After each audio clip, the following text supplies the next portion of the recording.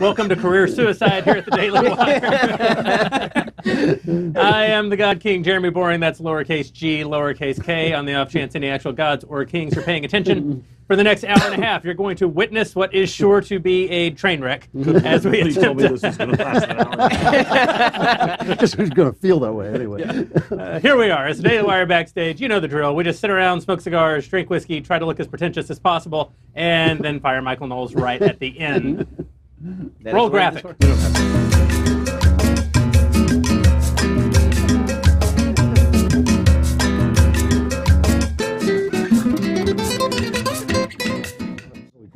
All right, in all seriousness, we're going to be taking questions from our Daily Wire subscribers. If you are not a subscriber, what's the matter you? Go to dailywire.com. Give us a measly $10 a month by hitting the subscribe button, and you can ask us questions, and we will make up answers. I'm going to introduce the round table here. We have, of course, Daily Wire Editor-in-Chief Benjamin Shapiro.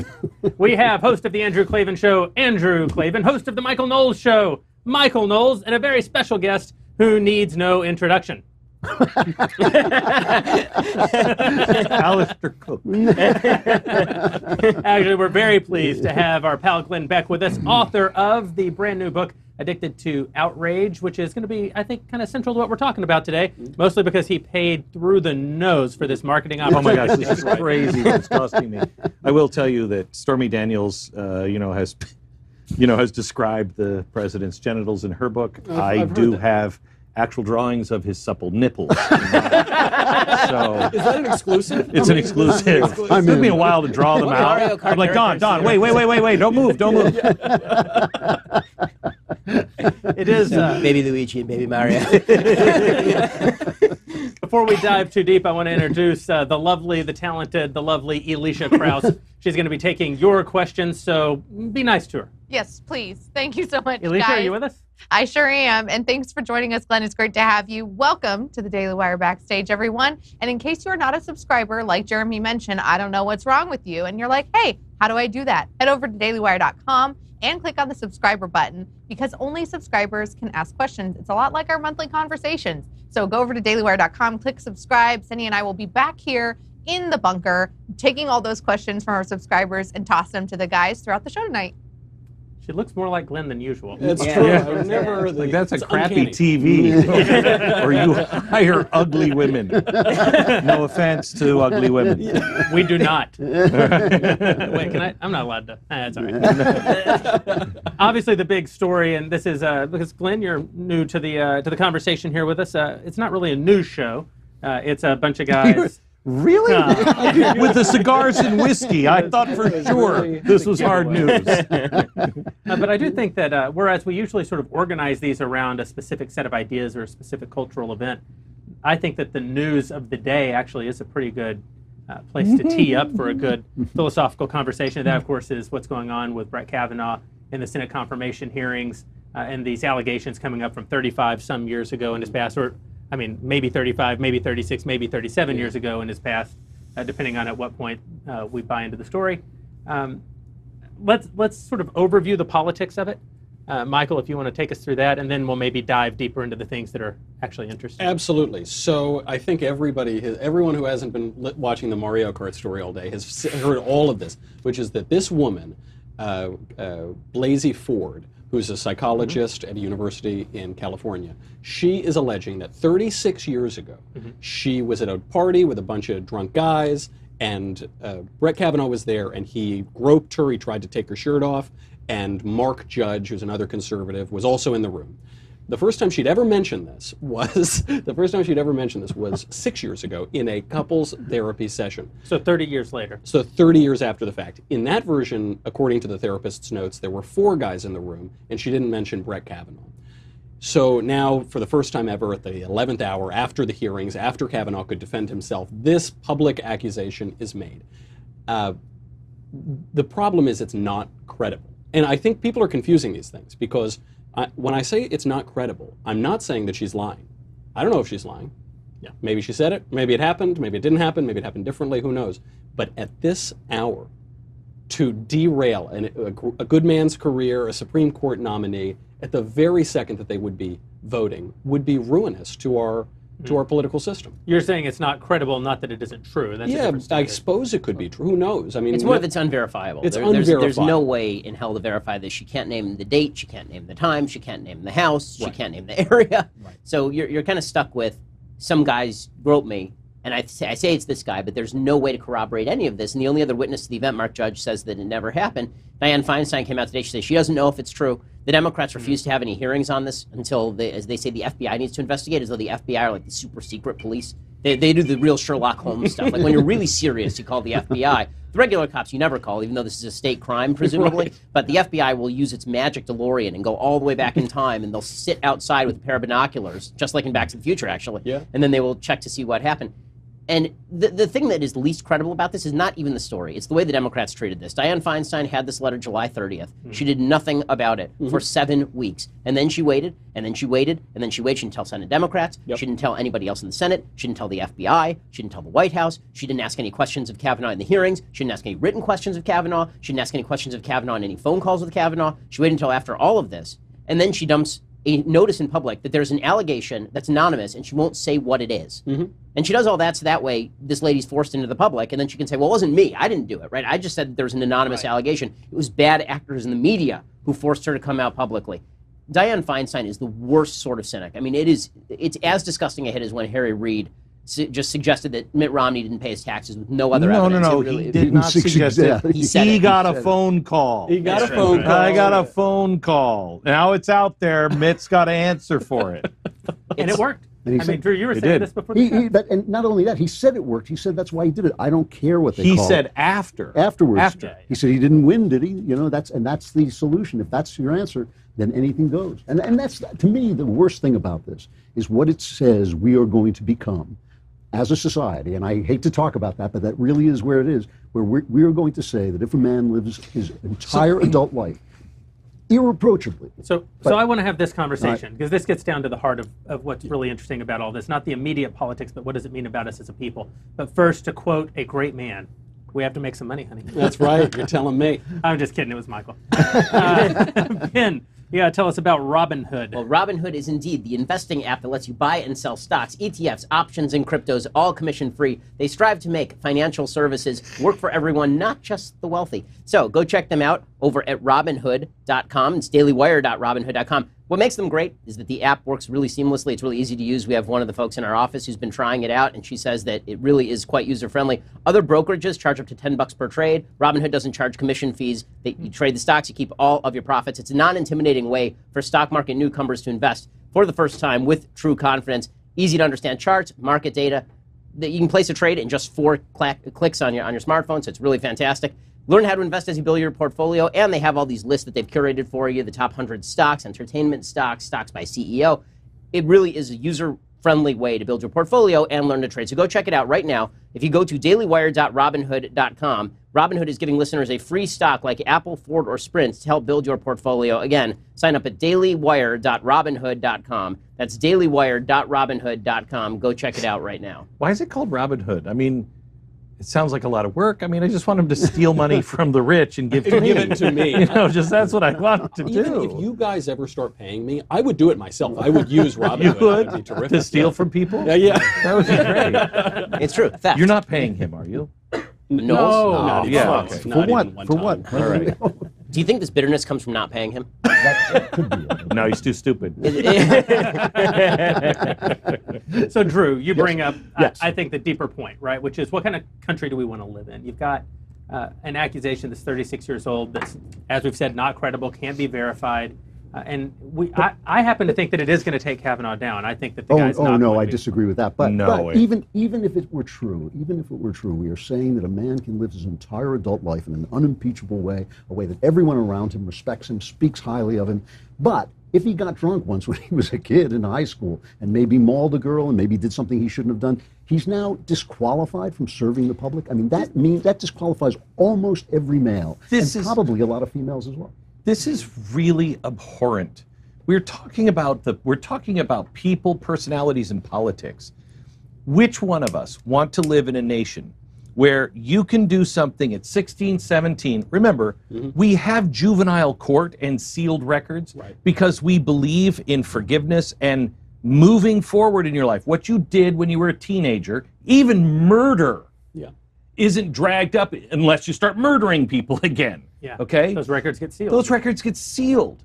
Do you want to live in a country, left, right, doesn't matter who you voted for, that says, I'm one person, I have no evidence, it's just my word, which one is either if you or me, which one has more political clout, which one's in the favorable the category of the media backing them up, right? Which one has the media, which one can tell a more compelling story, and your life will be destroyed. Yeah. That's un-American. That's inhuman. It creates a completely perverse incentive structure. Let's say that your incentive is that you actually want to punish people for the bad things that they do. Right. Well, normally what you would say is somebody tries to rape you, you go to the police take care of it, the person goes to jail. Now the incentive structure is such that you may be better off not saying anything. Like, I'm not saying this is what happened here. The woman was like lying in wait or anything. But the incentive structure that's now being created is if you really want to destroy somebody's life, the best way to destroy somebody's life if they do something bad to you when they're 17 is to wait 30 years, find out what they become, then say, this person did something bad to me, and you destroy legitimately their entire life. It's really... The standards they're putting forward, they keep saying things, well, she's a credible witness. It's a credible story. Who cares? I can be credible. I've spent my life making up fiction. Tom Hanks is credible. Exactly, I think he's fought World War II. And I mean, he's credible. And I think we should be careful about the idea that nobody on the set is saying that she's lying. It's quite possible that she's misremembering. Yep. It's quite possible that memories get vaguer over time. It's possible that she met this guy once and she doesn't actually remember who it is, but somebody said, hey, isn't that Brett Kavanaugh? She looked up a yearbook photo and she said, oh, that looks like... It's possible that it's true. Right, it's possible that it's true. All of these things are possible. The problem is, it's our job as a public to try and determine what we know to be true and what we know to be false, or what we think is probably true or probably false, what you were saying yesterday, Glenn. And there's no way to determine probability based on this fact pattern. There's just no way to do it. So this is the problem. There's the foundational and there's the urgent, right? We were talking about this a little bit earlier. The problem is that politics has reached a place in our country today where to attain the urgent or to answer the urgent, we tear away at the foundational.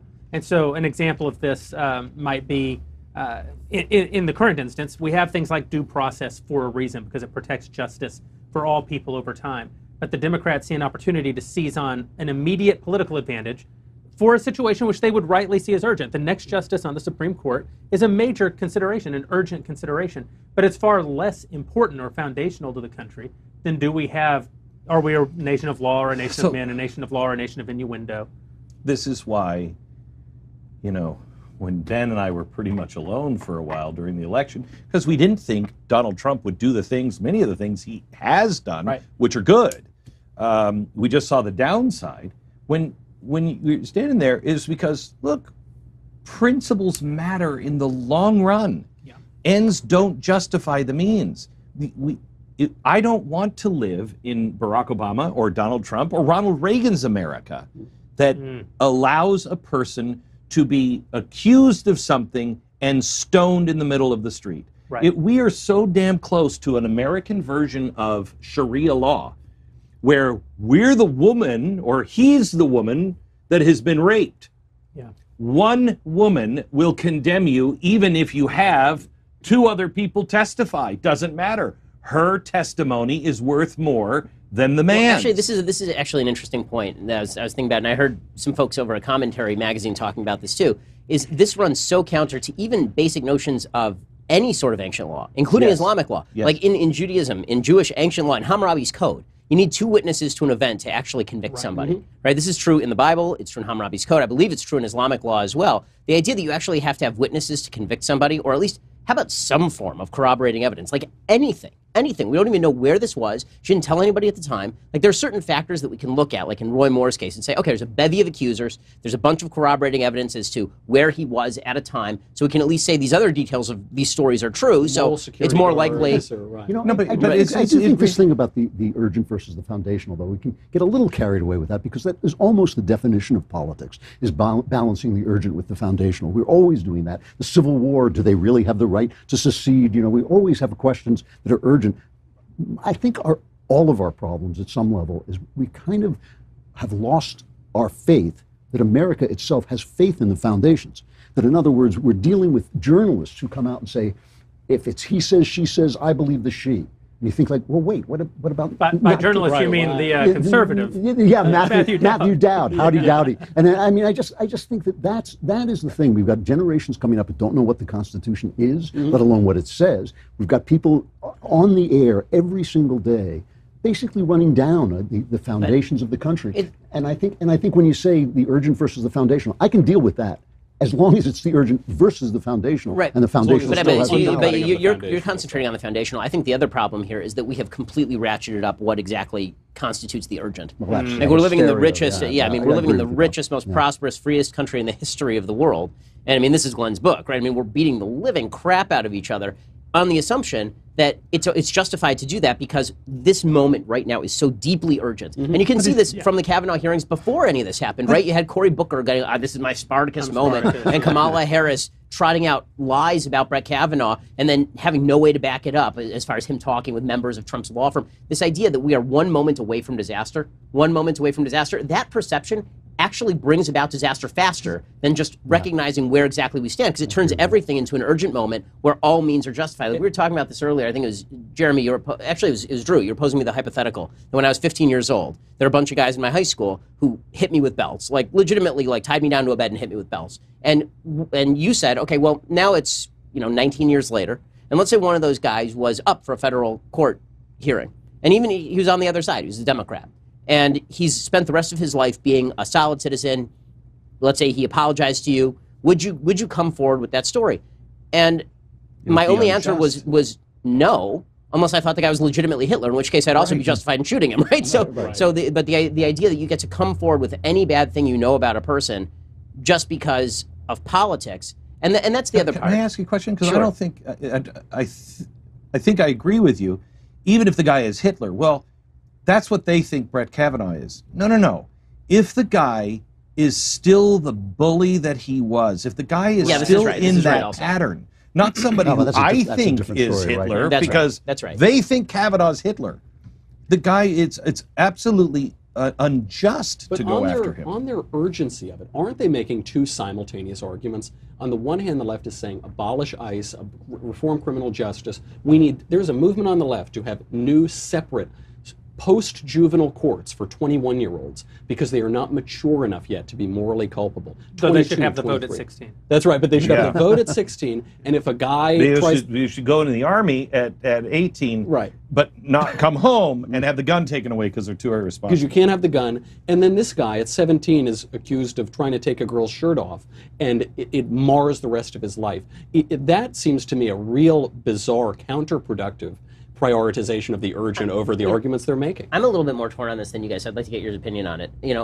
Dennis Prager wrote a column today in National Review specifically about this topic, and he basically says, even if all of her allegations are true, I still don't want to penalize him. Well, let's say for a second that all the allegations were true, and it happened objectively, exactly as she said. And the allegation is what? Let's go on the allegation. Right, so the allegation in her letter is that he and Mark Judge, he was coming upstairs, and it was at a pool party, and they were all drunk, and that he and his friend pushed her into a room, shut the door, turned the music up really loud. He jumped on top of her, tried to remove her clothes, and then when she tried to scream, stifled her screams with his hand before Judge jumped on his back or something, and then she escaped the room. That's the actual allegation. Stop. Now, you're an attorney, so you would know. In Maryland, there is felony. There's a felony assault, and then there is misdemeanor sexual assault. Which one is that? I'm not a Maryland attorney, so I don't know. In California, that'd probably be a misdemeanor sexual assault. Okay. Misdemeanor has 1 year. 1 year you have to report it in. Statute of limitations. Yeah.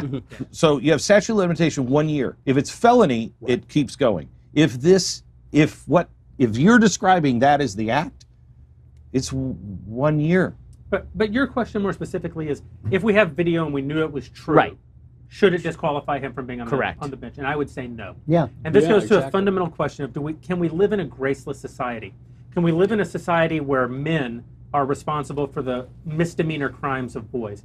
If he had raped her, I agree that those would be sealed records. I agree that would be that the statute of limitations doesn't apply for an actual rape.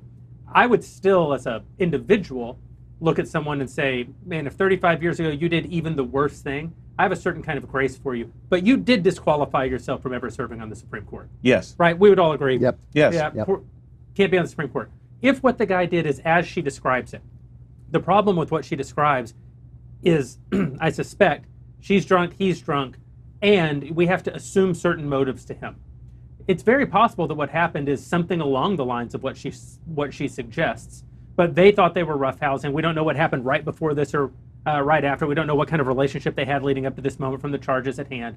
It's very possible that they were doing something for which, if I were her older brother, I might have gotten in a fist fight with one of these guys. But it can't be the case that you can't build a society that says if a guy fumbles around with a girl for a minute, does things that probably deserve him getting punched in the mouth, doesn't do things that cross into being felonious, doesn't do things that cross into rape, which is at best Totally a perception different. that she has in her mind, not something that we can say is evidenced just by their actions.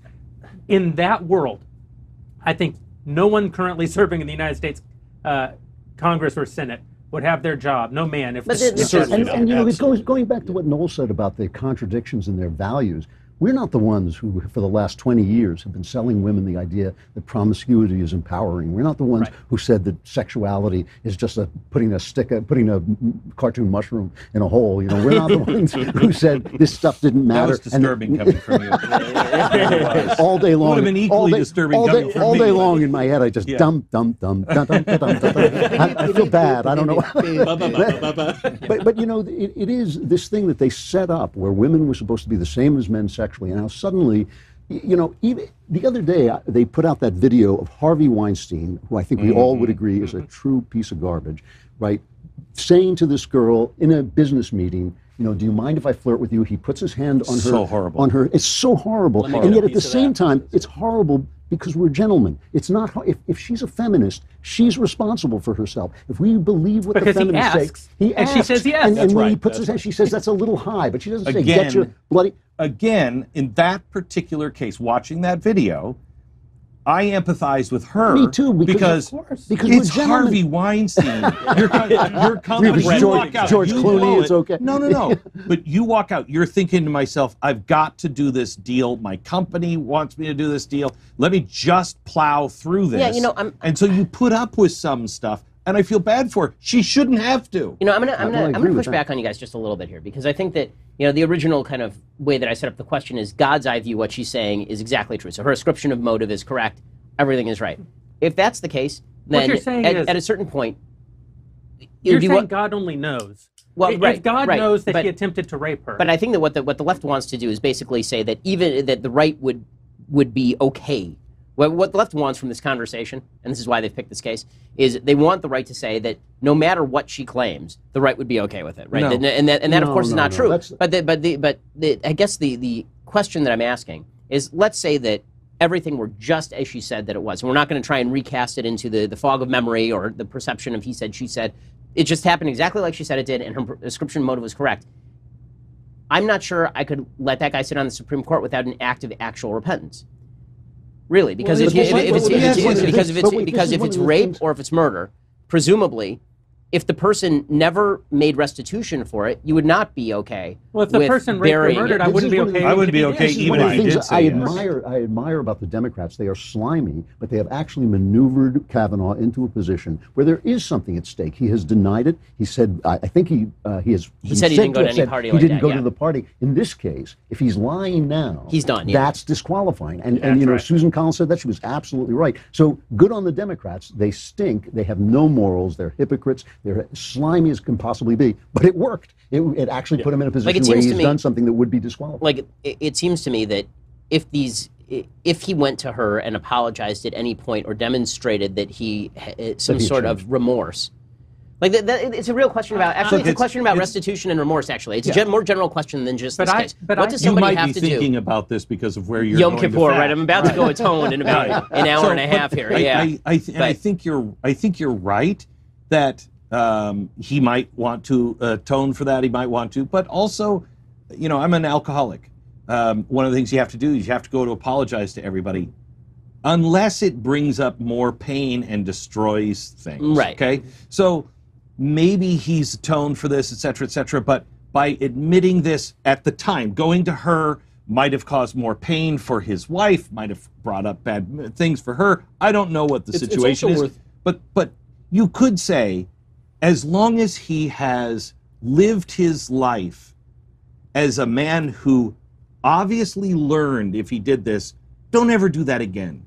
Are you living a good, decent, solid life? If the guy's kind of a scumbag, if the guy kind of plays it loose and, you know... So which crimes fall into the area of the... I mean, I know we're getting into sort of deep philosophical waters, but which crimes fall into the category of the unforgivable, even if there is remorse that took place? I do. Before we get to this, I do want to point out that we are placing a hypothetical on top of an unfalsifiable claim that he denies. Yes. So when we ask why... Put out for political reasons. My question is not about Kavanaugh at this point. Yeah, we all agree on the situation. I just wanted to be clear that he didn't apologize for a thing he says he didn't do is not disqualifying. But I'd put it back to you, because one of the things that youth is for is learning to be an adult.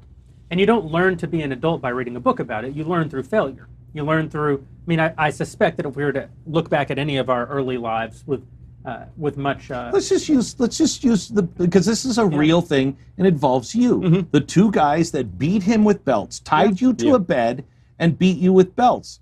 I don't know what school you're going to, but what happens there apparently stays there. It's School of Hard Knocks. It's an Orthodox Jewish day school, actually. That's freaky. That's the weirdest, scariest story I've heard. So terrible. So let's just use that one because that's real. Okay, right. Go ahead. So, if that's you just said I wouldn't want to ruin their life over that. Correct. Would you feel that they were qualified? Have either of them come to apologize? Yes. Both or one? One. Okay. The other one, do you know him? Yeah, I've seen him around, yeah. Okay. Is he a decent man? Okay. I wouldn't want him on the Supreme Court, but yeah. Okay, so that's the deal. If he was qualified to be on the Supreme Court, but you were like, no, I would say something because he hasn't learned. Yeah. But if he was a decent, honorable man, and he was qualified for the Supreme Court... I'll be honest with you, I treat my own situation differently than I would treat the mistreatment of a girl. I just do. Sure. I mean, call me but sexist, but the guys hitting me with belts I don't think is the same thing as if somebody tried to take my sister to a bed, shove her on a bed, jump on top of her, rip off her clothes, and put her hand over her mouth. Well, I'd probably go kill that guy. Very probably. chivalrous and sexist in today's world. I agree with you, but... No, but 35 years later, I'd hold one hell of a grudge, right? I do think that's what... there are gradations of crimes, and I'm trying to figure out kind of where to draw the line, because we all agree that on rape and murder, obviously, of course, it doesn't matter what the person did for the next 20 years. They could be Mother Teresa the next 20 years. The funny thing is our legal system basically reflects what heretofore has been our values on this, which is you say rape and murder as though that's obvious. But it's obvious because, yes, as a society, we have said there aren't statutes of limitation on these crimes.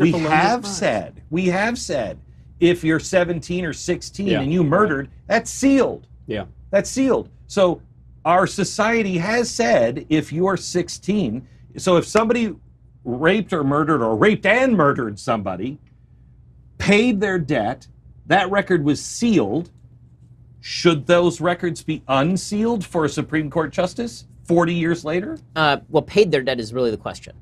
Right, and this is what I'm getting back to in terms of repentance and atonement. And again, I'm in that mindset. But the prison sentence is partially to atone for the crime. So let's say the person wasn't caught. Let's say it was Teddy Kennedy and he was 17 instead of being 35 and a senator. And he was 17. He drove a woman off a bridge, and then he spent the next 30 years being a nice guy.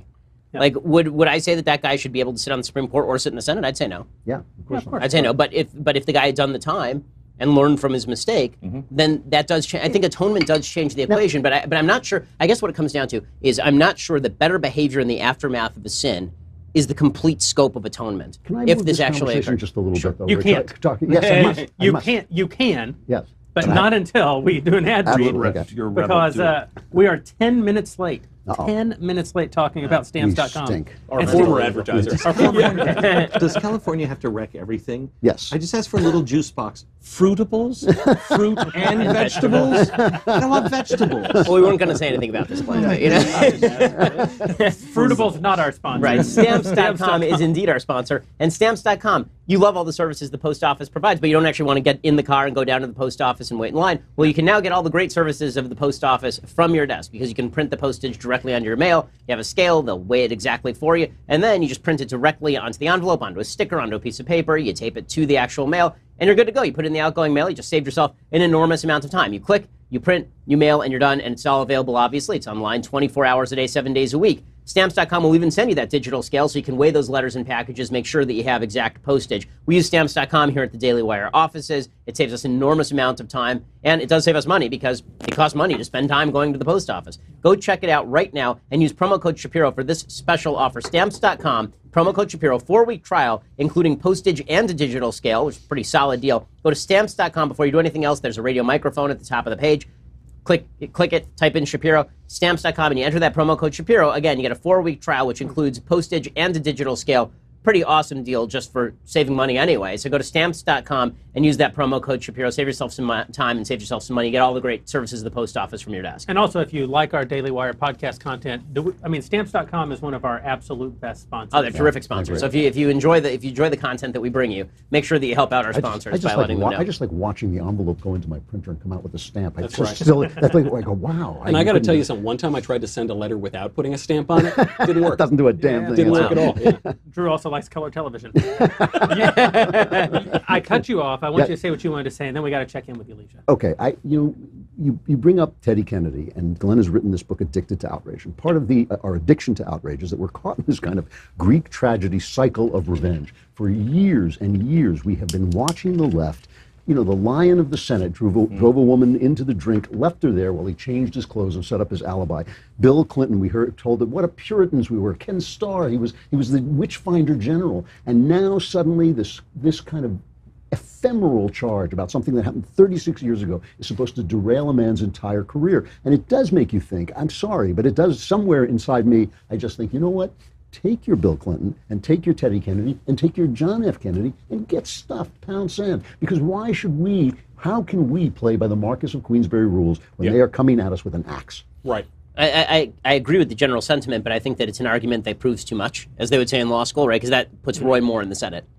Really, I mean, it's an easy. It's too much. Going to be a lot easier. Not to defend Mr. Moore. And again, I mean, all the just conversation that we're having really has nothing to do almost with Kavanaugh, because as I would like to reiterate, when it comes to Kavanaugh, we all agree the evidence just isn't there for any of this, and this looks like a scurrilous last-minute attack on baseless grounds, right? At least unverifiable grounds. Looks suspiciously like a scurrilous. That's exactly right. That's exactly right. Alicia, are you with us, or did you go home? Because we are so late checking in with our Daily Wire subscribers and hearing from them. I know. And I mean, guys, if you're wondering, how do I get Alicia to read my question? Then you need to become that subscriber. So head over to dailywire.com, click the subscriber button over there. And if you are currently a subscriber, we do thank you. And we thank you for your great support. And we hope that you enjoy that Leftist Tears tumbler, because we all know it's much better than a mug.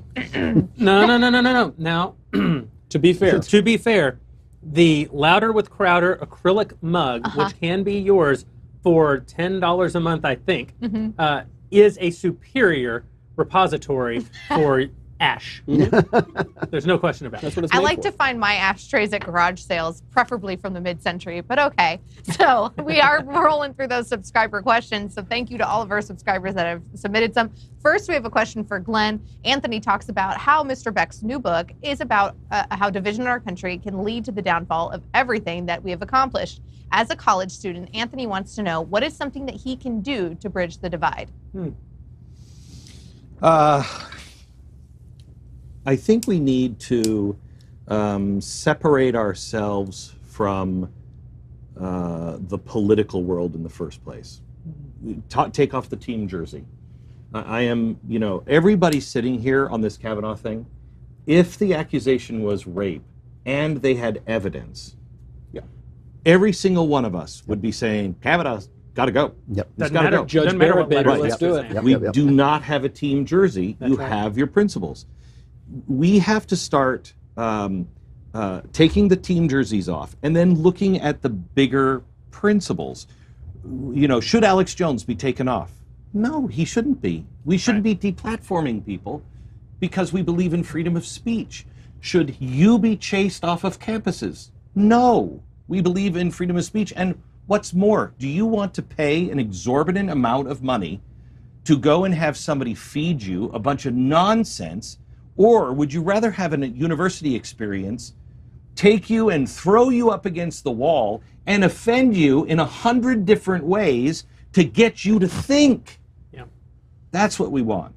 So we just have to stop defending and slinging mud and talking about the little things. Start talking about the bigger things, because I really think the floodgates are opening. I don't know what's going to happen with this election, but I have this feeling, and I don't know if you guys have it either, but I've talked to enough people around the country, and I had dinner last night with a guy who would blow your frickin' mind that we were even on the same block.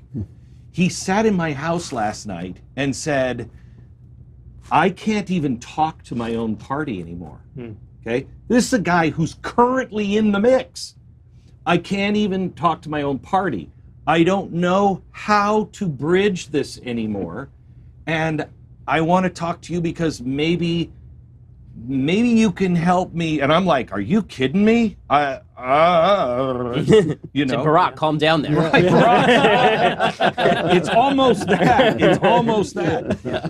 But the point is, he went off for 10 minutes, you know, not on a comedic diatribe, but sincerely saying the line is moving every day. And the line is moving, and it's moving in a scary direction. Michael Reckenwald, who we were talking about earlier today, he's a guy from NYU. He described himself, I love this, as a libertarian communist. Okay? I asked him, what the hell is a libertarian communist? He said, kind of a theoretical kind of thing, that, you know, if we ever get power, we would do it right. He's out at NYU. His story is absolutely incredible. He is now saying, look, I took this as, hey, we want to make a better world. He said, I'm watching my friends and I'm watching the universities. He said, they will end up killing people. And he said, we're on the road that communism goes all the time. There are people in the country that have had enough of it. But if somebody said to me last week, I was on some show, and I said something positive about President Trump. And it was on the guy who was, you know, taking papers off the president's desk. And I said, Anonymous. I believe Anonymous, exactly. right? Yeah. So that guy. So I said, you know, we elected a president. I got hammered online because I said, we elected a president. Yeah. Well, Glenn, who the hell do you think you are? We elected him, not you. Excuse me. When the president is elected, we elected Barack Absolutely. Obama. Yeah, that's right. He's supposed to be our president. But the point on this was, here's a guy who was against this president in the election, who now comes on, honestly says, look, I still don't like this, this, and this, but I got to hand it to him on this, this, and this, and I'll defend him on that. Yeah. And the core comes back and says, we don't want you? That's insane. Yeah. We have to come at principles and welcome people. Welcome. We don't have to agree on everything. No, but you know, I hate to say this because everybody blames the media. I blame the media. I think when you have a mainstream media that is really a monopoly of the left, this is a wholly owned subsidiary of the left, and for 30, 40 years it has been basically telling the middle of this country, you stink, your culture stinks, your religion stinks, your politics stink. And then they suddenly say, why is everybody so angry? Why, you know, what do you mean we're enemies of the people? But they are. They're not enemies of the people. They're enemies of the Republicans. They're enemies of truth, I think. And they're certainly enemies of truth. I mean, they have bathed themselves in disgrace for the last year at least. And I think when you have that situation, how do we reach out beyond them and talk to one another? Because the people that we're hearing from are all on one side and all hysterical. Here's the good news. Please. Did anybody notice? Did anybody notice that the shares of Tesla dropped because the chairman or the president was on an internet show? Okay? Joe Rogan, when he had Elon Musk on, that was, to me, the official turn. Because the media doesn't know. The media doesn't know about you guys. The media doesn't know or care about my audience on The Blaze. They don't care about CRTV. They don't care about any of it. Every so often they kind of pipe in to say that they're going to look at the curiosity at the zoo. Yeah. Right. They'll stop by for like one story. And that's great. Keep looking at us as zoo animals because we've passed them. Yeah. I mean, I'm introducing this book for the very first time. I'm doing no mainstream media. Right. None. That is good news. That actually is good news. Is. Yes, because it really is. It really has been like the American Revolution. We've been shooting at them from behind the trees. They've been an empire, and it's also we're winning. And it's all young people who are watching the internet too. So it's a different generation. People who are 50 and up don't even understand this concept, but they're not watching this right now. I keep saying to my audience, stop giving the media power. Then Simon & Schuster says, okay, you want to go on The View? You want to go? No! I'm not going to give them power. Please, can you book me on The View? You know what? We actually talked about this. Talked about this. I'd book myself on The View, and then he'd go in, I was sick. Ben's going to pitch the book. Where the goatee. When I'm praying on Yom Kippur, there are very few things I'm going to be praying for. That in this upcoming year, please God, let me be on The View. Yeah. Alicia.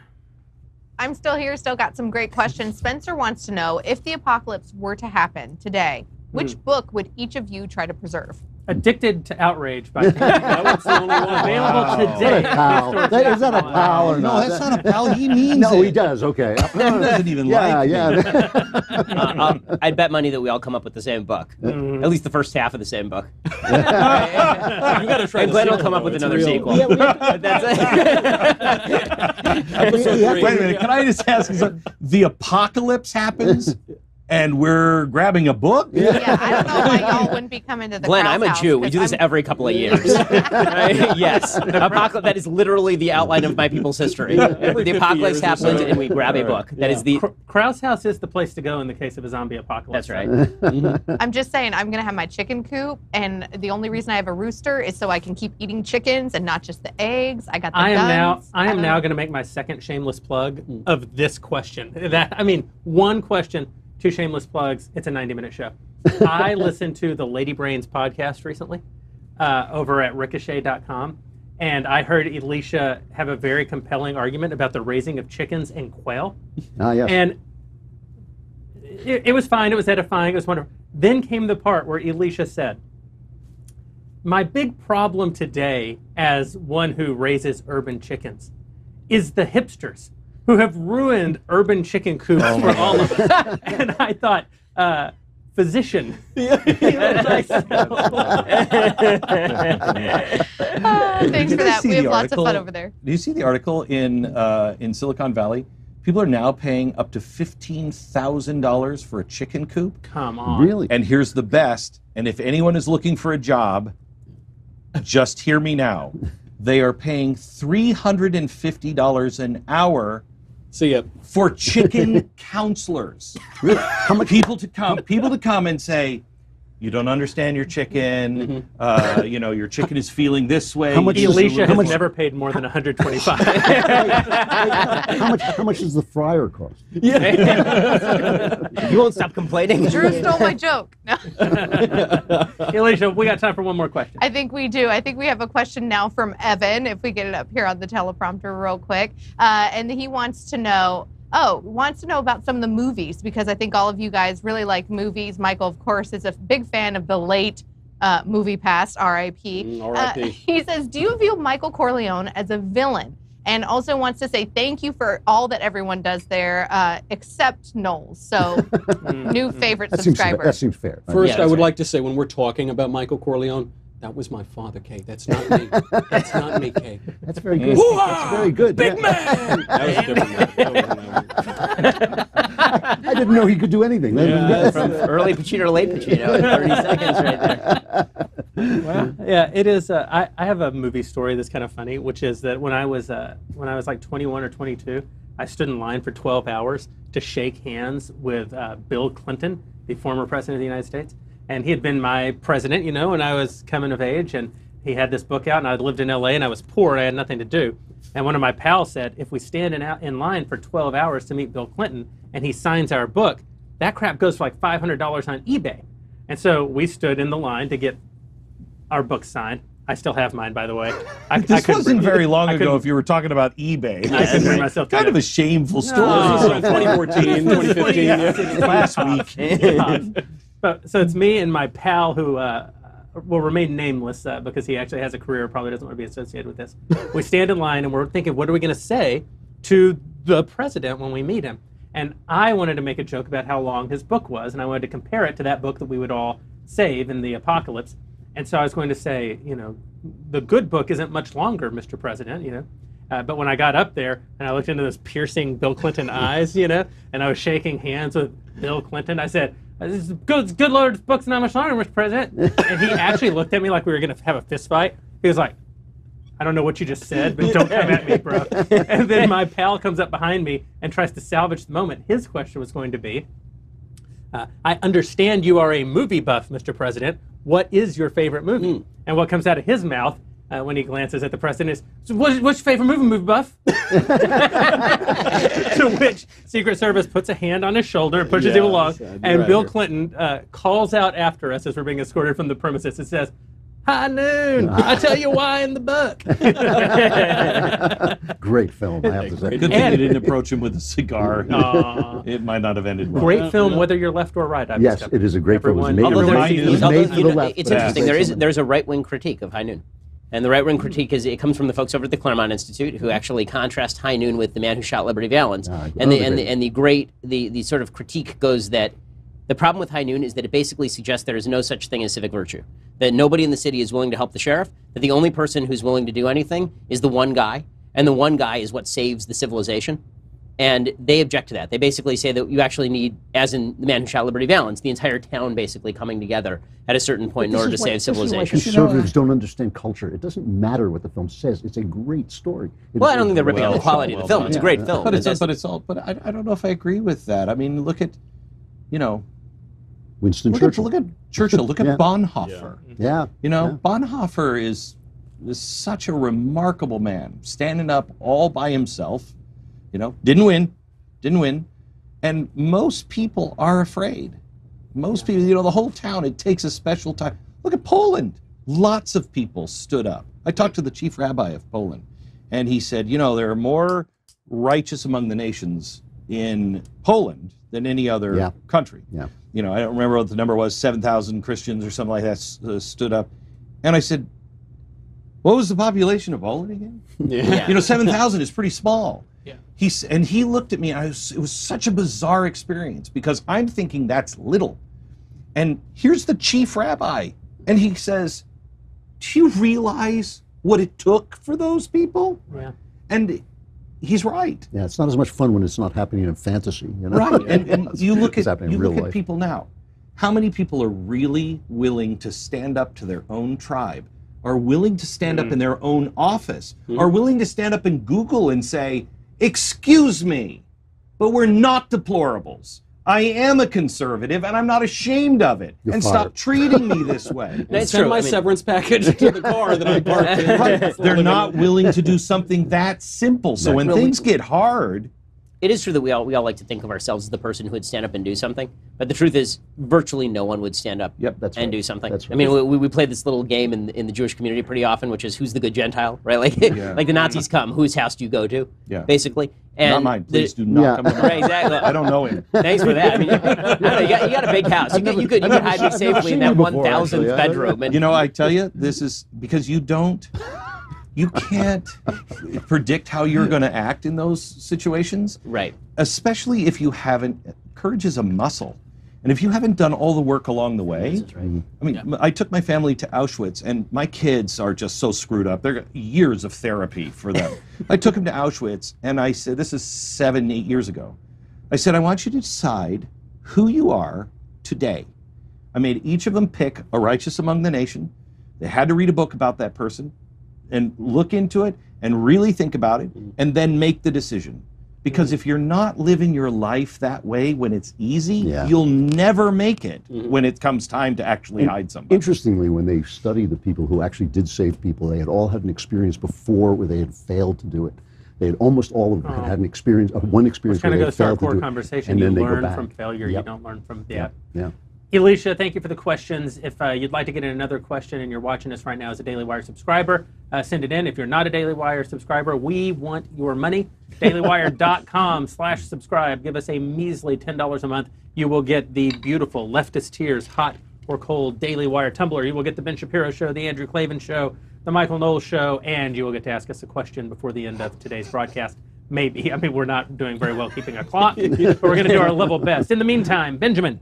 Well, let's talk about your Second Amendment rights, okay? As somebody who, we just went through the great horrors of history, having a gun is one of the things that prevents this sort of stuff from happening. An armed population prevents this sort of stuff from happening. You know, it's not just people like me who believe this. It's also the folks over at Bravo Company Manufacturing. It was started in a garage by a Marine veteran more than 2 decades ago to build a professional-grade product that meets combat standards because BCM believes the same level of protection should be provided to every American, regardless of whether they're a private citizen or a professional. BCM is not a sporting arms company. They design, engineer, and manufacture life-saving equipment, which is the stuff I care about. I'm not a hunter, right? I'm not somebody who goes sport shooting. I'm somebody who I want to protect my family. That's what I care about. I want to protect my civilization. BCM makes those kinds of weapons. They assume that each rifle leaving their shop will be used in a life-or-death situation by a responsible citizen or a law enforcement officer or a soldier overseas. Every component of a Bravo Company manufacturing rifle is hand-assembled and tested by Americans to a life-saving standard. BCM feels a moral responsibility as Americans to provide tools that are not going to fail the user when it's not just a paper target. God forbid you actually have to use a gun against somebody else. You don't want it to fail. To learn more about Bravo Company manufacturing, head on over to BravoCompanyMFG.com.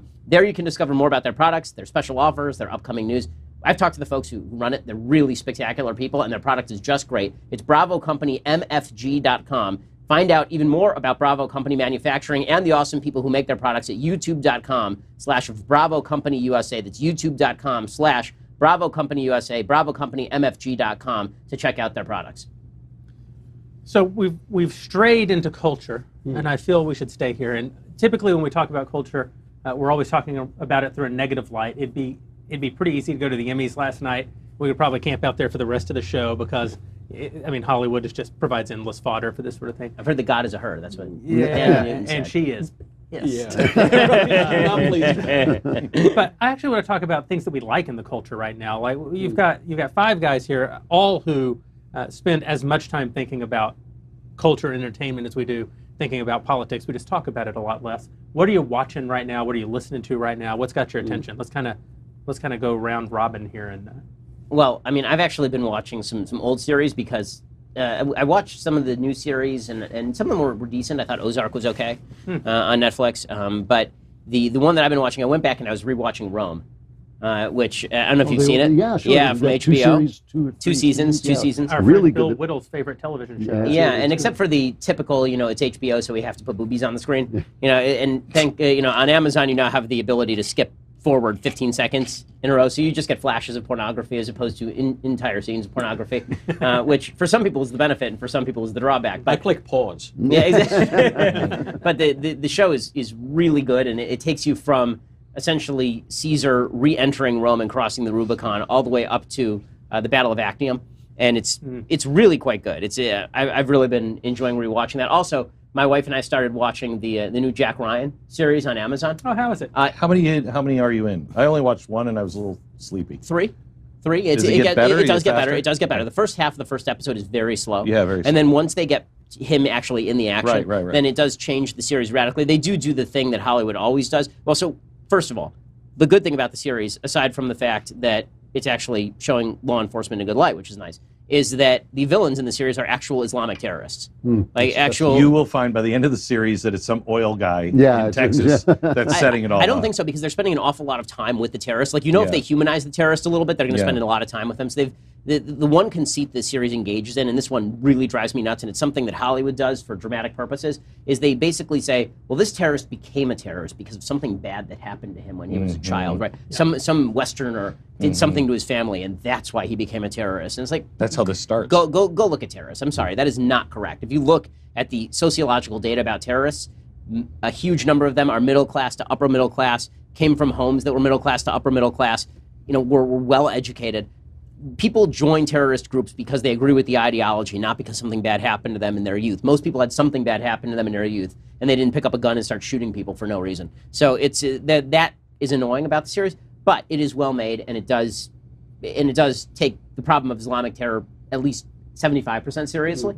There's a terrorist attack that's pretty egregious. They show in episode 3 that is heavily linked to radical Islam, and they don't shy away from it. The truth is, after A Quiet Place, I'll follow Krasinski through the gates of hell. Right. I'm a big fan right now. That was terrific. That was terrific. He's fantastic. Krasinski is a shockingly talented individual. Yeah. Like you watched him in The Office, and you're like, oh, okay, so he does light comedy. And then you watch him in other stuff, and every so often you still detect Jim Halpert, just because you've seen it so much. But he's quite good in it. I'll say the casting decision for his paramour is not quite as good, but there's a lot of stuff in the series to like. I like it. I recommend it. You know, it's really interesting that you do immediately, when you ask the question, you immediately go to TV. It's still a golden age of television. It is still a place where I am now getting experiences from television that I used to only get from novels. I'm watching something that nobody else is watching that I think is absolutely terrific. It's not legal. Yeah, I know. It's called The Terror, and it's on AMC, and it's based on a novel by Dan Simmons. And Simmons has kind of lived in Stephen King's shadow. He's a novelist, kind of a horror novelist usually, and he writes, he's a better prose writer than Stephen King, but he's not as creative. He doesn't have that immediate, like, grab you by the lapels and drag you into the story. This is a book that he wrote that's about a kind of endurance-like exploration trip in the 19th century. British guys go out and they get stuck in the ice, like the Endurance. Except it's also kind of a monster movie. There's something out there and it's chasing them and they don't know what it is. But what elevates it, aside from the acting, which is spectacular, I mean, the acting is unbelievably good, but what elevates it is the relationship between the characters, men in situations of authority. Each one of them has something back in England that kind of links them to one another. It's simple, but it just brings you into this idea of the incredible burden of authority, the incredible burden of authority in the middle of nowhere, where every decision you make puts people's lives on the line. And you're dealing with the supernatural element, kind of just elevates the presence of nature in it, so that you are just, when you turn it on for an hour, you are in the ice. You are in this place where it's always dark 6 months of the year. Something is out there, and it's terrific. I mean, it really is good. And the other one, just on a fun level, is this show, The Sinner, which just has a very basic premise, which is that they show you somebody commit a murder in the first 10 minutes of the show. Did you watch the whole thing? I've watched the first season, and I'm in the middle of the second season. Oh, okay. I'm coming to the end of the second season.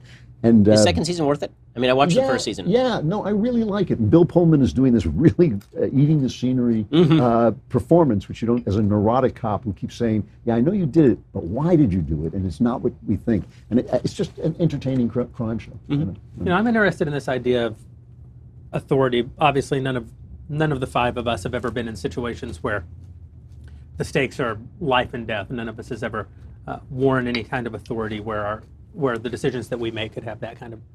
But one of the things that I've thought a lot about over the last year, as our company has grown and past the 50 employee mark, and you know, this kind of idea that Ben and I had, and this journey that started in a pool house with, you know, the three of us and some of our pals, and We were doing business there. Yeah.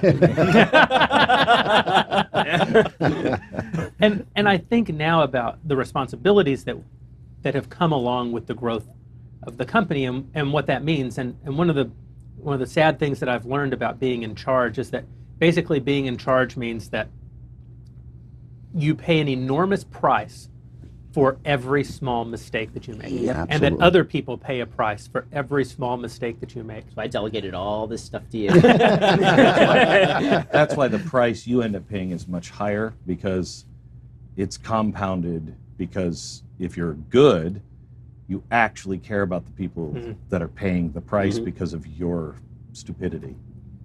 Right.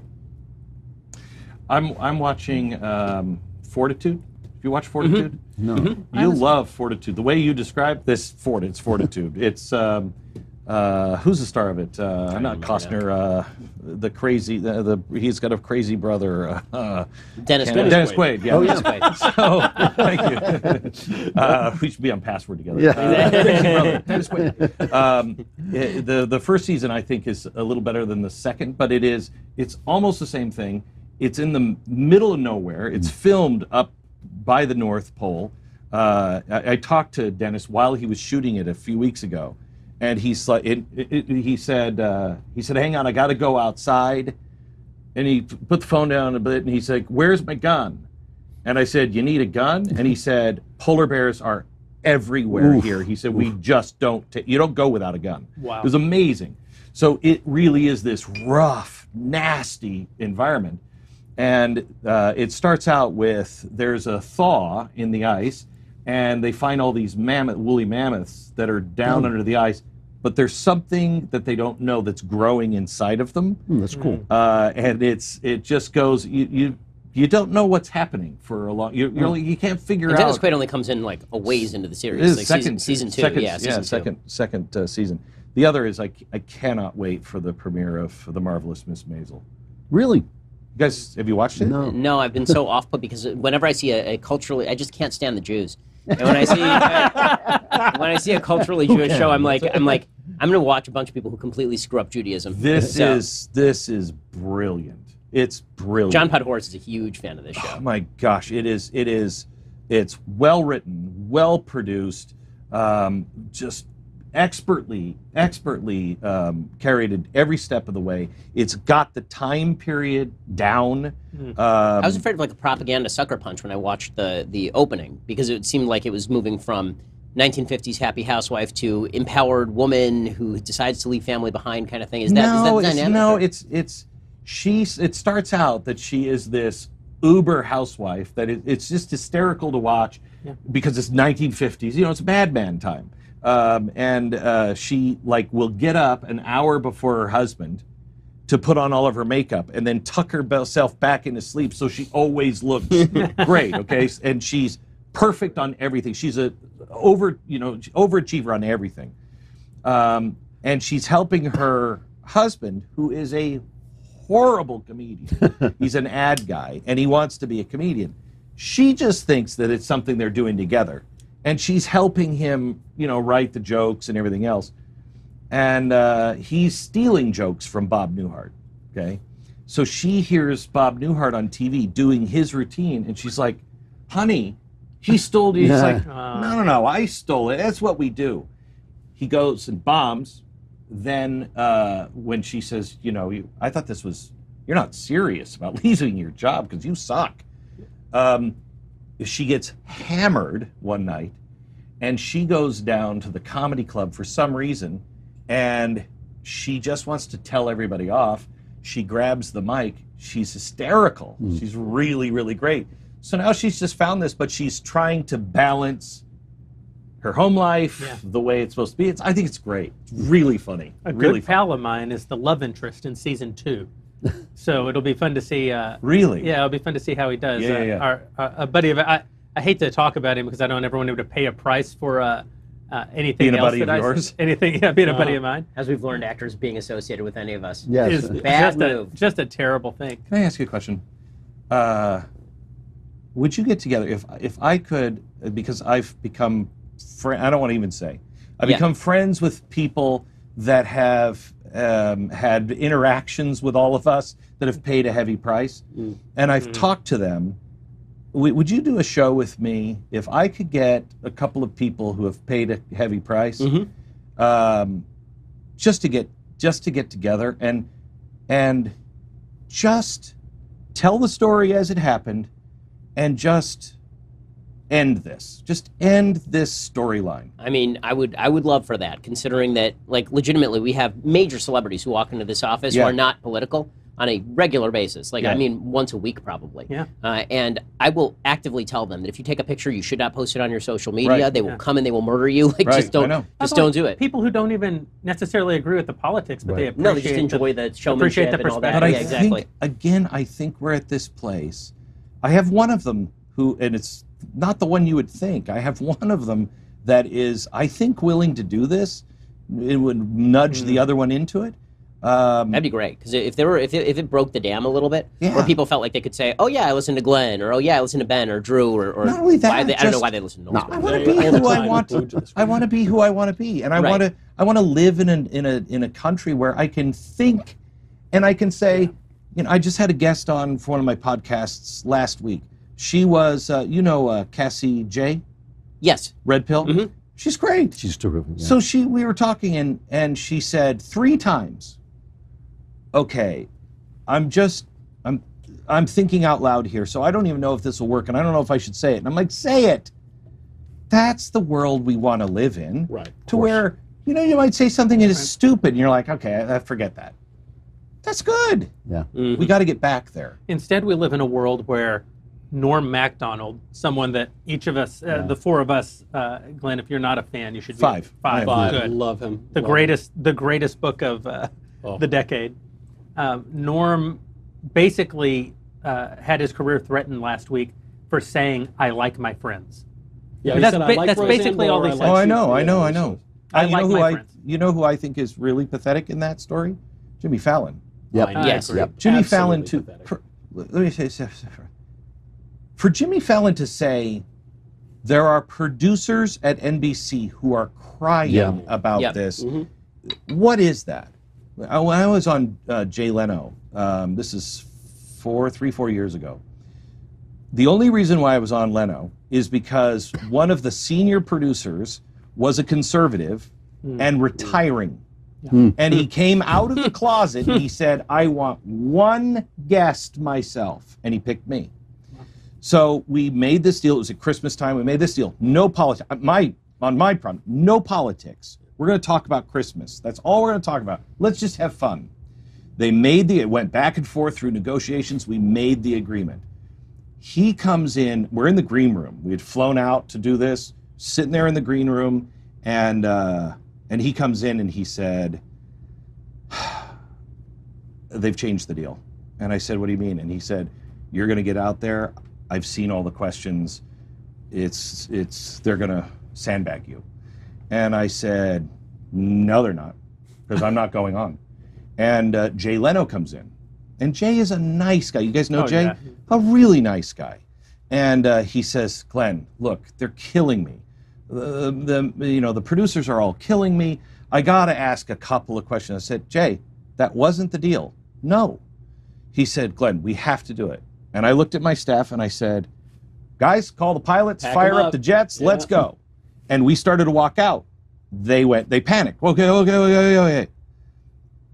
We go and do the show. What they had done is they had written, I was standing backstage, Jay's doing the monologue, and I can see the prompter. Written in the prompter, we got this, oh, we got Glenn Beck. I got 3 standing ovations, okay? 3 on The Tonight Show. As they say that, the first time everybody's like, yeah, not a boo. I had 3 standing ovations. In the prompter, it says, whoa, I hear some boos out there. Yeah, I know, he's pretty controversial. It's crazy. Wow. It's crazy what they're doing. Well, they did when I was on Mara's show like a few weeks ago. Yeah. So every pre-interview on Mara's show was, you guys are going to talk about freedom of speech and freedom on college campuses, and we're going to talk about, and they did at least 4 pre-interviews, right, to make sure that I wasn't a kook. And so we finally get there, and it's the night of the interview, and it's like a 15-minute interview, and then I got to leave because right before Sabbath. And the producer comes in, he says, Bill wants to ask you about Russia. And I said, well, why? I mean, I do this for a living, so fine. I mean, if he wants to, he can, but I'm not sure why that's interesting. He said, well, no, we just decided that it would be more interesting if you guys talked about Russia. And I thought to myself, well, this is a perfect example of how the left deliberately avoids any informational exchange that doesn't involve some sort of adversarial response. Because Mar and I agree on the free speech issues. I've quoted him on my show. I've played his audio. We agree on the campus stuff. We agree on the censorship stuff. But instead of signifying any of that, the producers decided, we have to show that there's a contrast between Bill and Ben, and so we're going to talk about Russian conspiracy theories for the entire 10, 15 minutes. It's just amazing. I've said no to him over and over. We're supposed to do him in a couple of weeks, and I'm torn on it because of that. I've always said he's the one guy who actually I have respect for him. I do too. I always disagree. There's lots of times. And I got along with him when we were on the set, even though he was doing that. I only saw him literally when we were on the set. But if you're willing to walk out, then it makes it very difficult for them to ask the questions. It was just, there's no place for me to go. Right. But here's the point.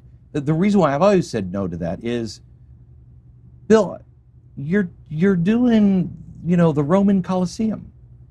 No matter what you say, unless you come out against the liberal side, which he occasionally does, your crowd automatically cheers. He has a kind of disdain for them, though, when they do that. He does. And I respect him for that. Part of his... I think one of the reasons that Norm Macdonald makes producers at NBC cry, it's actually a trick on the right, too, with a guy like Norm, is that it's very easy to take someone whose talent you admire very much and then superimpose your own values onto them. So Norm Macdonald isn't a right-winger, but he's sort of beloved by right-wingers because he isn't a left-winger. But in the same way that we may be overly anxious to grab him up just because he's not a creature of the left, I suspect he's the favorite comedian among comedians. And so in this comedy culture over at NBC, with these producers, I'm sure they do the same thing. But this If they is like only- his by jokes, the way, so I'll they bet this- assume that he's It's not. I not would too bet much money- to ask, though. It's not too much to ask that your comedian doesn't kick you in the teeth, or at least that every comedian doesn't kick you in But the teeth. So that does make no I also think this is a bunch of crap. I think the idea that the producers were in tears in the back room, I think this is a bunch of nonsense. I think that's an excuse that Fallon was using so that he didn't have to have him on. Or, here's the bottom line. You know, there are at least 3 of us in this room who run companies, right? And if somebody who's a low-level staffer had a problem with a guest that we were bringing in, we'd hear the concerns, and then we would make a call as the executives of the company as to whether that would actually impede the guest. It's not Fallon, sloughing it off on his producers, like, oh, they were just so emotional. I'm sorry, I can't have you on. Since when has anyone in Hollywood given 3 craps about a low-level producer what they think? They're raping these people. Why would they? Like in their off hours, they're hitting the button on the desk, and they're shutting the door so that they can sexually molest these people. Maybe that's why they were crying in the hallway. Right. They've just been raped. And then it's like, oh, well, no, they were crying about Norm Macdonald. Okay, so Norm Macdonald you're crying about, but you were fine when NBC was stifling stories about Harvey Weinstein. Then it was totally okay. When they're trying to shut down Ronan Farrow, then that wasn't a big deal. But now the producer, But I do agree now with you Glenn really that they care were what the crying. producers I'm think. sure they were crying. I'm sure they were. I'm sure Because they were. having been in those rooms, with some of these people at any of the studios, they are lunatics. Yeah. I think people don't appreciate how absolutely insane, in a different way than the rest of corporate America, how out of their minds Hollywood producers are, and assistant producers and casting directors, and they are. I mean, This is some of coming them I from a like. guy in a velvet jacket and a I know. red, white, and These blue guys bow Who tie. carries his headshot. Yeah, that's When right. he goes to Starbucks. It takes one If to any know casting one. directors are watching, hey, go to the guy. But it Not is you. true that I didn't Not mean you, I'm yeah, not talking right. about it you, is true. I mean, Drew's been way more pitch meetings than I have, but I've been in pitch meetings as well. And if politics come up, it starts to get so fraught so quickly. yeah, It's in amazing. an insane and way. They depend, it is a form of bullying because they depend. They know you're there to sell, and they depend on you sitting there with a grin on. I won't describe what kind of grin. bleep but eating grin. We all know what you're bleep-eating saying, Grin, yeah. grin on your face, and when you don't do that, and I'm telling you, read. I know you all have. The audience needs to read the Righteous Mind. Yeah. I have put that into practice. I was at Netflix and Amazon. I was in a meeting the last time I was here, 2 times ago. I was here. I'm in a meeting, and it, honest to God, starts like this. They come in, and this woman walks in, and she sees everybody, and then she sees me, and she stops. And she knows she's going into a meeting with me, but she's so, I hate that guy. Immediately, she just stops and just walks. And one of my agents happens to know her. And as she's starting to sit down, he immediately reaches out and says, I know what you're thinking right now. Give him 20 minutes. Just listen for 20 minutes. 20 minutes later, and it's not being deceptive, it's not changing your opinion, it's nothing. It's using Jonathan Haidt's tactics, if you will, his language. In 20 minutes, honest to God, she was laughing with me. She said, can we get a picture? I want to send it to my dad. My dad and I haven't talked since the election, and I don't know how to talk to him. Maybe this would break the ice. Do you have any tips on how to talk? But I mean, if I can, you are Glenn Beck. You are representative of a point of view. If you're an actor who's just representative of the fact that I can play that part, or a storyteller who just says, I can tell tales, when your politics come out, there's no time for that. You're done. Yeah, no, I know. It is. I mean, That's different. I've been on stages. I've been on sets with, pretty big actors. Certain clubs. Certain clubs. Certain clubs down by the, and. When politics comes up, I've always kept my mouth shut. Back when I worked as an actor, I would keep my mouth shut because the minute when it came out, I remember this with the blank book. Yeah, I did the blank book, and everyone knew I was a Republican, and my phone stopped ringing. It really did stop ringing, and not that I was Brad Pitt, but I was working, and it just stopped. And it's because there's not even a pick up the phone. Hey, are you the same person that I knew 2 weeks ago? Oh no, it's I just, was. you're This dead. is an area because I can't keep my mouth shut. I'm just Yeah. not capable of doing it because I don't. It's an insult to me. right. It's an insult to me for them to assume that I agree with the fact that they're insulting somebody that I voted for, that I may support. I'm incredibly polite to everyone but you. I mean, no, I am. doesn't deserve No, of course I know, but I am, and I'm a very polite person. But I would always say, I'm on the other side of that question, and it's like, don't let the door hit you on the way out. So And I've been wondering the whole conversation, and this is half serious. is one of your cameramen wearing a mask to hide his identity, or is it the smoke? Because yes, the answer is yes. Yes. When I was here last We don't time, know because we haven't seen him. So. when I was here last time, or whenever, we were shooting some stuff. We were shooting stuff over here, and remember we had extra crew that came in, okay? And then I was shooting stuff over at Premiere for my studios. And we had 2 different crews. My last day over on radio, it's Friday, one of the guys who was on the crew started to laugh. He's looking at his phone, he starts to laugh. And he says, "You're not gonna believe this." And I said, "What?" He said, "Look at this, I just got a picture from one of my best friends. And it says, 'Do not forward this to anyone, tell no one. I waited until the last day to show you. Guess who I've been hanging out with?'" And shows him a picture, and it's me and one of the cameramen. No. Okay, from here. Really? Yes. And he said, and I said, "Does he know about you?" And he's like, "Oh dear God, no." And I said, "Come on, let's take a picture." So he took a picture and sent it with the same thing. "Do not pass this to anyone." And I said, here's 2 friends. You're both kind of fans. You're doing something all week. You're not willing to share that. And he said, "Glenn, we would never work again." Yeah, and that's why I never bring up my close friendship with Anne Hathaway. I never talk about it, or Meryl Streep, or Kathy Griffin, or we never use this to our advantage. We never torpedo other people's careers. That's right. That's really what we've got to start doing. So we're not going to talk about what shows we're liking because we've exhausted that portion. I don't really like any shows, so Yeah. fair enough. And I like everything. But we are going to take some more questions because people have paid their $10 and they must have their due. Alicia, are you with us? Yes, and I would highly encourage all of you to watch The Marvelous Mrs. Maisel. I'm a fan, and Tony Shalhoub is like amazing Oh, as he a is father. brilliant in He this. is. It brought me back. My mom and I used to watch every single episode of Monk together, and I texted her when I watched the show, and I was like, "You have to watch it just for his character because he's so amazing on More that of a show." Wings fan, but So yeah. I will tell you, everything else that he's ever done, Monk stuff, it's good. Not compared to this. Yeah. This is Really? he is brilliant. He's so good, and I'm excited for season 2 coming soon. Yeah. Matthew wants to know, how often do we get into theological debates here at the Daily Wire office? He thinks it's really cool how there are so many religious perspectives here at Daily Wire, but he's Catholic, so for the first time ever, he's a subscriber that assumes that Michael is always right and wins Oh, those. about that. We got the one. We found him. Unfortunately, it's also the Pope, so he has some weird things to say about it. What do you think of It is Let's talk have a about. theological debate. What do you think of the Pope? I know. Go.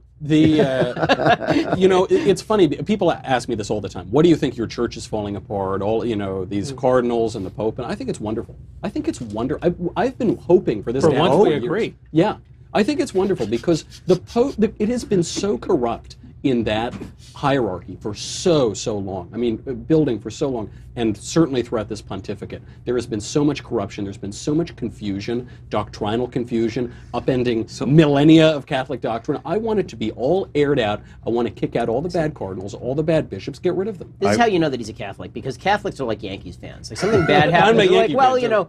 next year, even this year, we'll probably come back Yeah. and we'll buy a couple of guys from the Cubs. This is That'll really- be it. And being a Jew is like being a White Sox fan, which is why I'm both. And it's like, no matter what happens, we won the World Series last year. Don't worry, we'll suck next year. It doesn't matter. There is a weird timeline thing, which is every 500 years the Catholic Church falls apart. The fall of Rome, the Great Schism with the East, the Protestant Revolution, and this now. And this is even worse because it's really doctrinal. It's affecting all. It's gone all the way up to the Vatican. But I'm bringing the fresh air, bringing the light. It's very disinfecting. I was there by invitation for the last big cardinal thing and it was. Did you elect this Pope? Did you do this? No, this is before this Pope. It was right before. What was the last Pope's name? Benedict. Benedict. Right before he came in, and so I was with a lot of the cardinals at some of these really weird, like movie-esque kind of meetings and thing. And there are 2 churches, and it is plain as day when you're seeing those guys interact. They run in the same circles, and you can see there is one political group that it's all about power and politics, and then there's the ones who really have a soft heart. What I haven't understood was I was told that this was Benedict's attempt to make sure that it was set, the course was set for a long time. And then all of a sudden, the media's favorite pope is elected.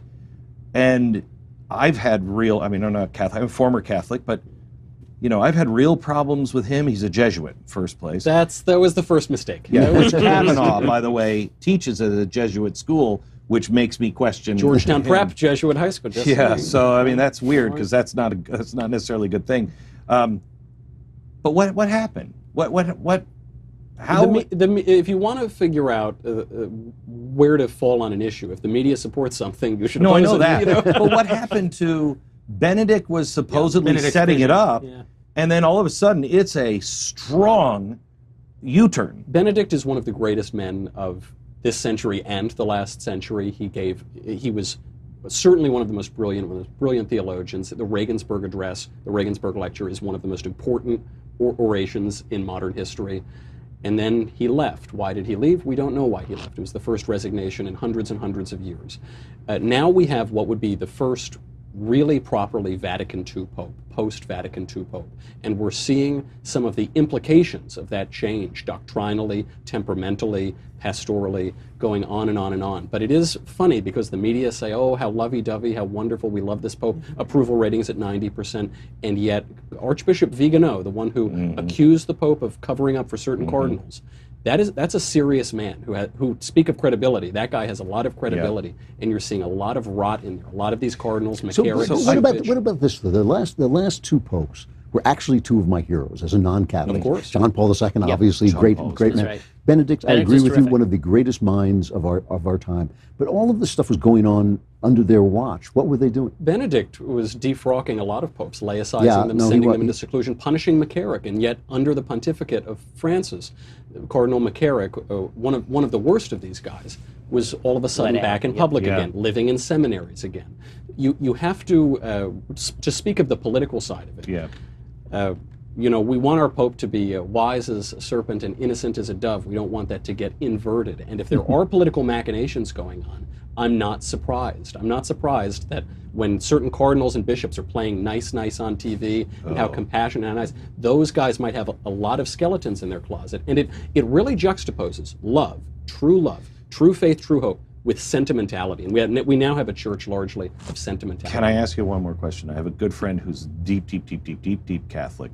In Silicon Valley, nobody knows he's like very religious and conservative. He's like, they're gonna it's like kill the me episode one of of Silicon these Valley. days. Right. And like Judge Epps the said, worst thing you can be is a Christian. He's very concerned about this Pope, has been for a while, because of what this Pope is doing in China, where he's giving the communist bishops, their due, outing the underground church, and he's playing footsie with Russia, and allowing the Chinese to say what they want to do what they want with the bishops, saying that these churches don't have to have a cross, a crucifix in them, the symbol of redemption.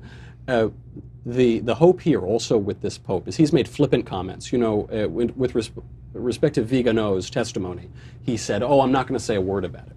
Then he said some words about it. But he's been dismissive of a lot of criticisms and questions. Even serious cardinals, Cardinal Burke, have sent dubia, questions to the Pope on doctrine. He won't respond. He'll ignore them. And he's been dismissive especially of young Catholics who are much more traditional, much more liturgically serious, who want an older, more sober church. And he's said they're too rigid. Homilies shouldn't be more than 8 minutes. The whole Mass should be 40 minutes. Depends on who's giving the homily. And the thing with the baby boomers is they've always got to be the cool guys in the room. They've always got to be the young, hip, cool guys.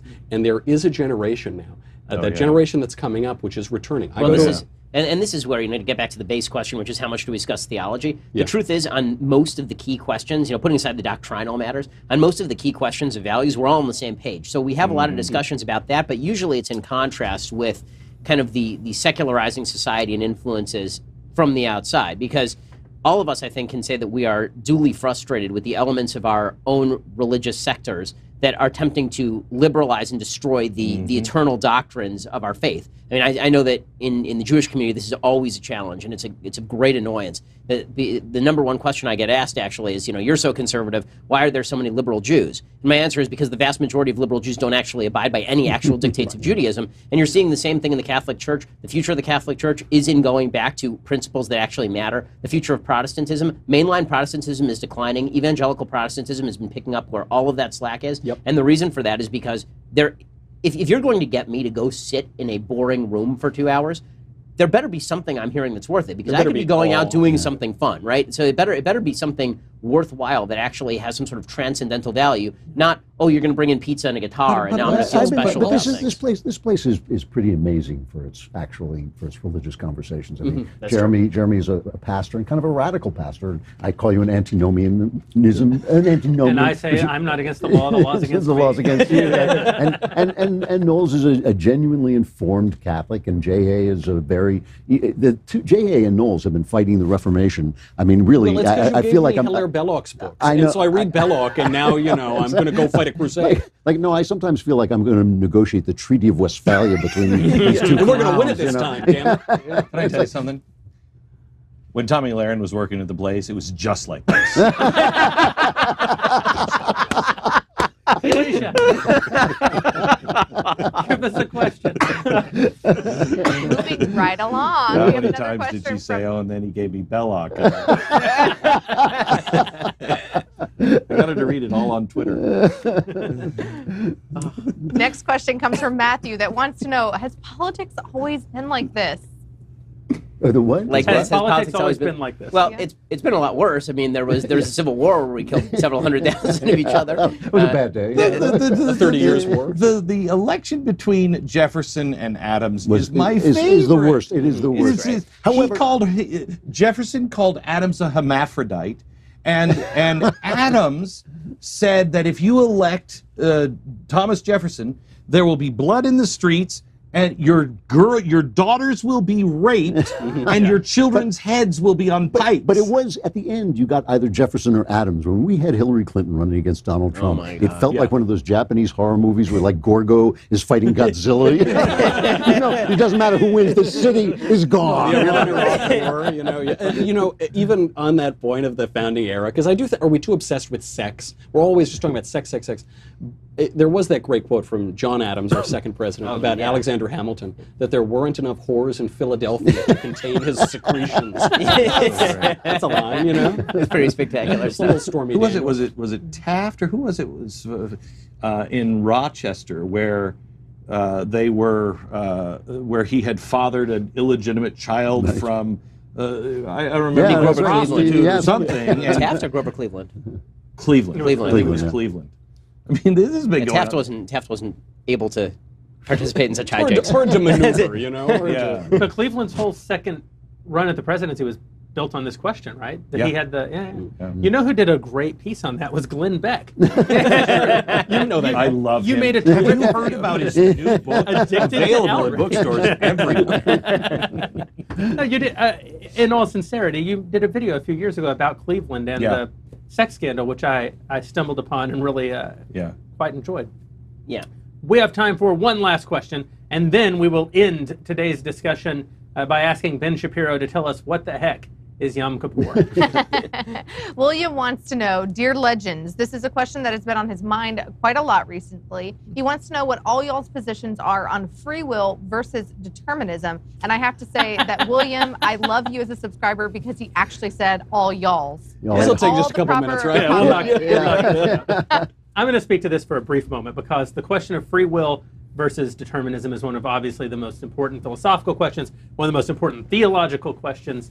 We argue about it continually in this office. Mr. Musk. Mr. Musk. What are you, I thought we were going to talk. No, this is medicine. This is medicine in California. This is all medical. All medical. How did I not notice that? Where did you get that? I got to get this back on the plane. I've actually had a thought about this free will versus determinism thing this week, and it's related to how we approach politics. So for that reason, I want to share it. I think that we've turned politics into something of a religion at the moment. It's not for the first time. And I think that the problem with the religion we've created is it goes to this free will versus determinism question, that we basically have decided that we manifest reality instead of God manifesting reality. It doesn't matter, you might believe in God and you might pay lip service to saying he manifests reality, but when you engage politically, you act as though you do. And for that reason, we wind up being in these very tribal, very outraged moments because we can't fully understand the life of even one person. Like it takes 800, however old Clavin is, many years, and Not that long. and the full power of your mind to even try to unlock your perspective on the world. And it would take equal amount for you then to try to understand Glenn's. And so we look at history, which is the movement of thousands of people across thousands of years, and we sort of reduce it all down to something that we can understand, and we put a line around it. And sometimes that line is a great man. Like if we look at the Revolution, George Washington might be the line that we draw around it because a reduced version of his experience kind of forms the contour. But obviously, if you died at Yorktown, you didn't experience America. You never once lived in America as a nation completely free of British rule. If you died at Iwo Jima, you didn't experience VJ Day, right? You didn't have that experience. So the truth is, for the person who dies at Yorktown, that's it. Mm-hmm. That's all they got, and they're so whatever value they got out of life, whatever meaning they got out of life, can't be based on these questions of what are we collectively creating. It has to be the individual experience going through the individual life. And when we get so riled up about politics, when we get so riled up about these divisions, and we begin to hate other individuals on the basis of these sort of forces that we dream that we're swept up in, but that actually have almost no, I voted for whoever in California, and what's it matter? I'm a Republican, I voted in California, I voted for Trump, who cares? But we place all that value in ourselves as though we're God, as though we're creating the world. And I think the result is that we're missing out on the actual value of the human experience. We're missing out on the actual, and doing less good. Because to whatever extent we are being used by God to affect the world around us, it's not on the basis of our delusions of grandeur.